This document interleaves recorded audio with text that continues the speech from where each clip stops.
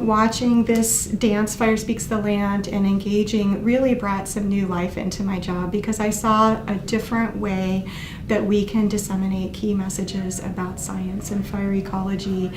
And it really reaches out to people that might learn and take in information in many different ways. So having that movement, seeing that movement, and then even participating in that movement, it helps some of the different ways for people to learn and take that in. And so really reaching out to maybe people in a cognitive manner, so they're thinking about that, but then in their affective manner. So also I think hitting those emotions or those feelings as they're watching the performers. And then again, it just is a perfect blending of the science and the performing arts. The fire. When fire dances with ponderosa pine forests, it creeps through the needles and grasses and crawls up the low shrubs. These creepy-crawly fires burn the ground fuels and the little fur who crowd in under the huge old trees. The animals flee to escape the fire.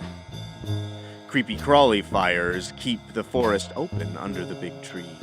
Both the dances that taught ecology and just general forest species, talking about the difference between lodgepole, ponderosa, whitebark pine. Not only did you learn about the tree species, but how fire interacts with those tree species, and then how ecologically regrowth happens. And dance as a movement was a fantastic way to show that. You walk into the woods and stop and look around. There's an easy way to tell which forest you found. There's a whole world of forest to smell and to see. Today we're only gonna talk about 3.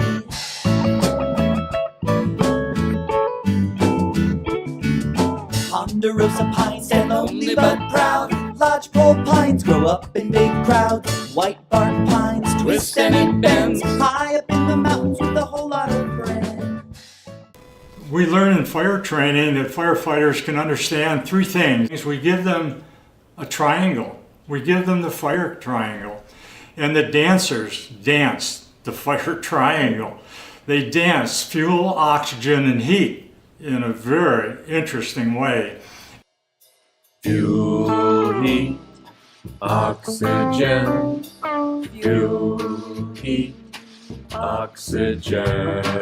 Fuel, heat, oxygen. Fuel, heat, oxygen.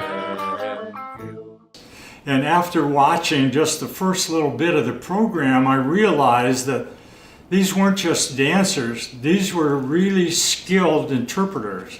And they used choreography to tell this story in a way that delves with the mystery of fire and the complexity of fire and the intricacies of fire ecology in a way that the audience gets it. Fire burns from low to high because heat likes to rise. We call this convection.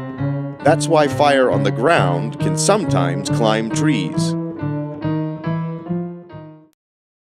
This performance definitely educates the audience on how fire ecology works on the landscape in the Northern Rockies. We all love this land, and we must learn to live with fire.